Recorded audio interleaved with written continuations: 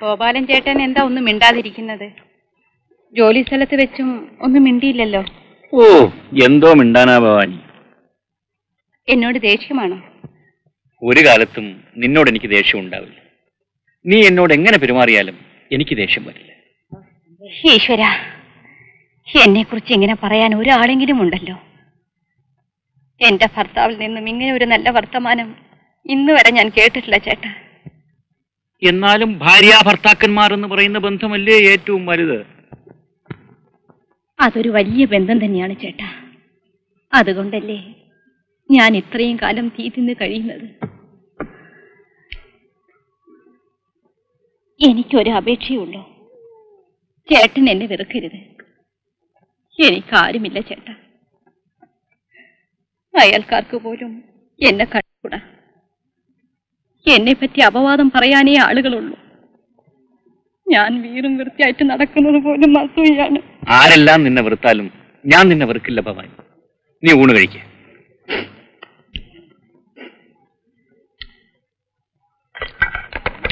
പാത്രം അങ്ങ് വെച്ചേര്, ഞാൻ കഴുവാം.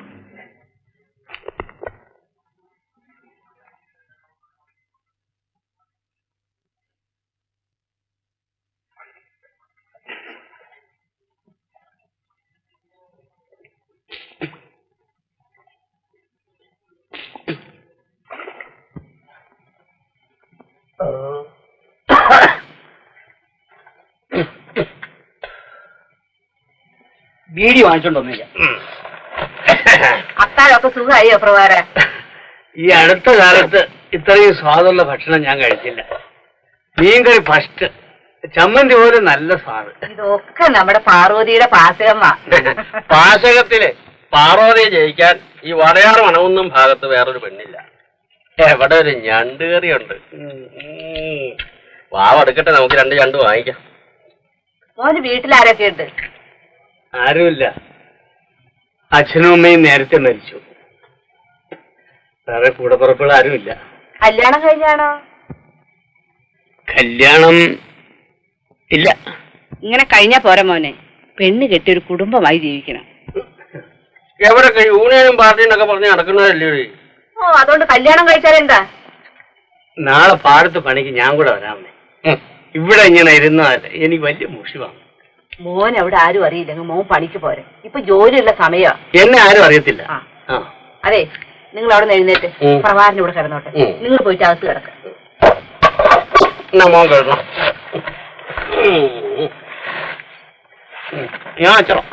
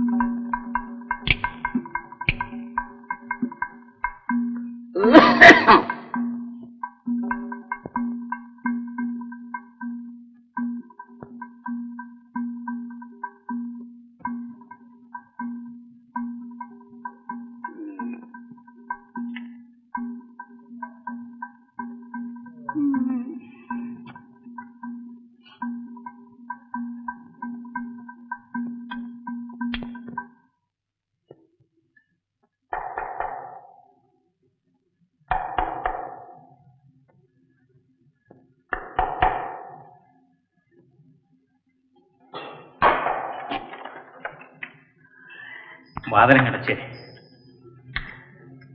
പോലീസുകാർ ഇവിടെയൊക്കെ നടക്കുമ്പോ നമ്മളിങ്ങനെ വാതിലും തുറന്നിരുന്ന് വർത്തമാനം പറയണ്ടെന്ന് കരുതി പറഞ്ഞതാ. ഞാനിപ്പോ ഉടനെ അങ്ങ് പോകും, അപ്പൊ തുറന്നാ മതിയല്ലോ. ഗോപാലൻ ചേട്ടൻ വീണ്ടും ഇങ്ങോട്ട് വരാൻ പാടില്ലായിരുന്നു. ഞാനിപ്പോ ഇങ്ങോട്ടൊന്ന് വന്നു എന്ന് വിചാരിച്ചു, നിനക്ക് എന്തോ വരാൻ? നീ എന്തിനാ ഇങ്ങനെ പേടിക്കുന്നത്? ഇങ്ങോട്ട് വന്നേ, ഒരു കാര്യം പറയാൻ. ഇവിടെ വന്നിരിക്കാൻ ഒരു കാര്യം പറയട്ടെന്നേ.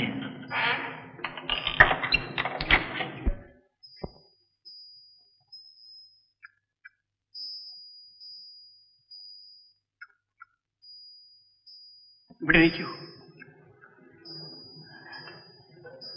ചെല്ലപ്പനെ പറ്റി നിനക്ക് എപ്പോഴും പരാതിയില്ലേ പറയാനുള്ളൂ?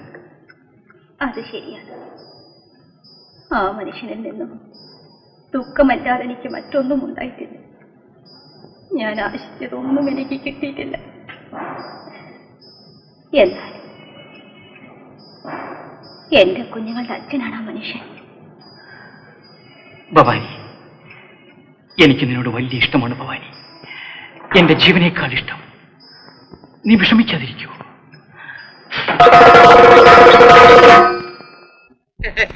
ആശയപരമായി അടിസ്ഥാന വർഗത്തിനെ ഉയർത്താതെ ഒരു വിപ്ലവവും സാധ്യമല്ല. അഭിപ്രായമാണ് എന്റെ അഭിപ്രായം. അതിൽ ആർക്കും അഭിപ്രായ വ്യത്യാസമില്ലല്ലോ. സമരത്തിൽ കൂടിയാണ് ആശയപരമായ വളർച്ച ഉണ്ടാകേണ്ടതെന്നാണ് എന്റെ വാദം. വർഗീസ് എന്ത് പറയുന്നു? കേശവൻ പറയുന്നതും കുറുപ്പ് പറയുന്നതും ഭാഗികമായി ശരിയാണ്. അതെ അതെ അതെ.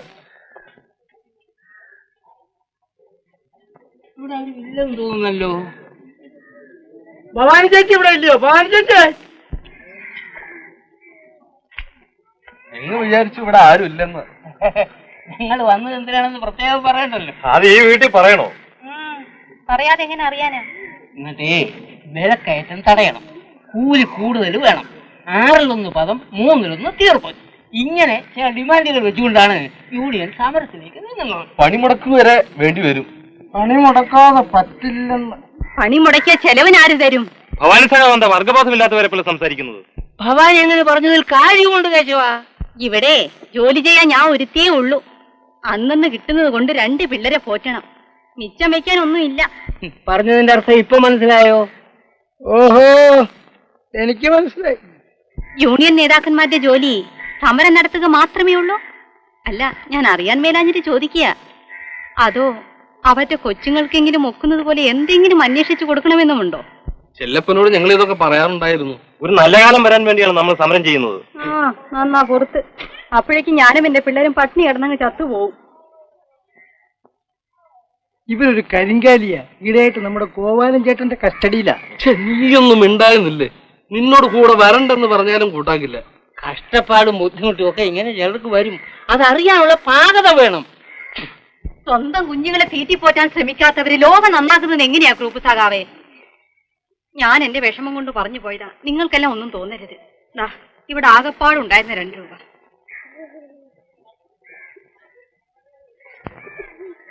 ഞാന് ഈ വിവരങ്ങളെല്ലാം ചെലപ്പനെ ധരിപ്പിക്കാം കേട്ടോ. എന്നാ വരാം.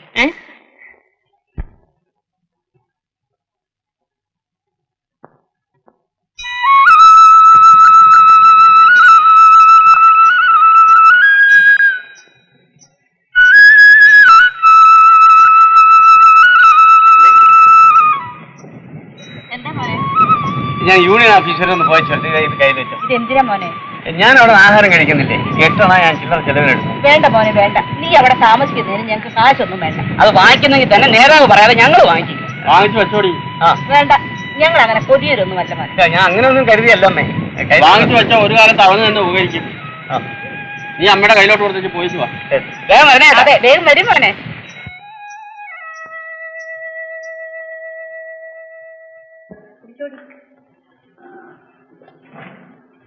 വാതിലടച്ചോ.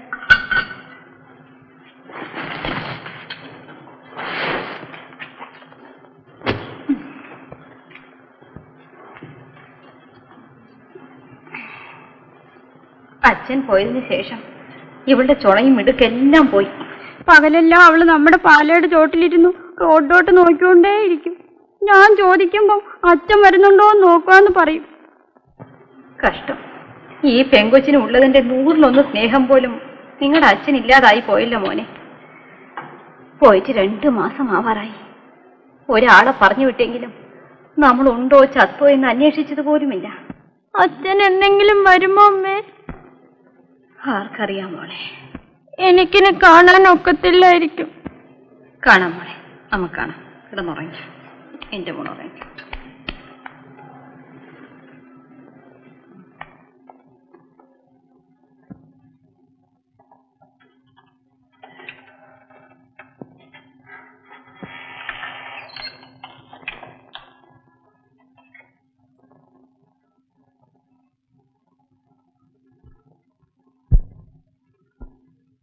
നീ എന്താ സ്വപ്നം കാണുകയാണോ? ഞാൻ വന്നു കയറിയതും കഥ അടച്ചൊന്നും നീ കണ്ടതേ ഇല്ലല്ലോ. ഞാൻ ഓർത്തുകൊണ്ടിരുന്നു പോയി. ആരെ ഓർത്തുകൊണ്ടിരുന്നു പോയി? എനിക്കിനി ആരോർക്കാനാ?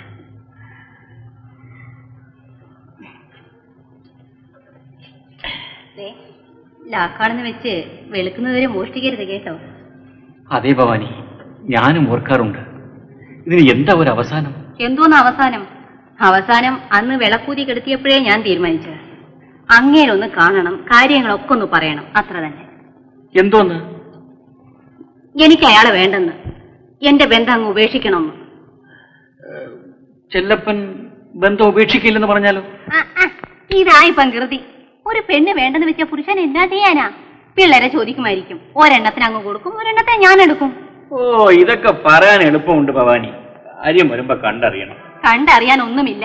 ഞാൻ ഗോപാലൻ ചേട്ടന്റെ ഇഷ്ടത്തിന് വഴങ്ങിയതേ പിള്ളേരുടെ തന്തയെ നെഞ്ചുകൊണ്ട് വേണ്ടെന്ന് വെച്ചിട്ട് തന്നെയാ. കള്ളവും ചതിവൊന്നും എനിക്കറിയത്തില്ല.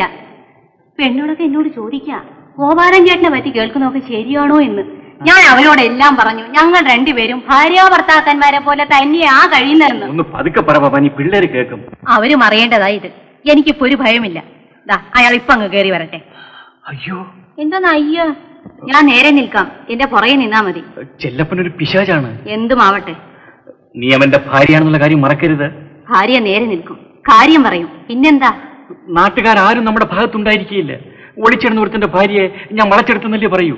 വളച്ചെടുത്തോ നേരെ വന്നോ എന്ന് ഞാനാണ് പറയേണ്ടത്. എല്ലാരും നിന്നെ കുറ്റം പറയും. പിന്നെ എന്ത് ചെയ്യാനാ ഭാവം? എന്നെ അന്ധകൂപത്തിലാക്കിയിട്ട് കടന്നു കളയാനാണോ? ചേച്ചേ, നിന്നെ ഞാൻ ഒരിക്കലും ഉപേക്ഷിക്കില്ല ഭവാനി.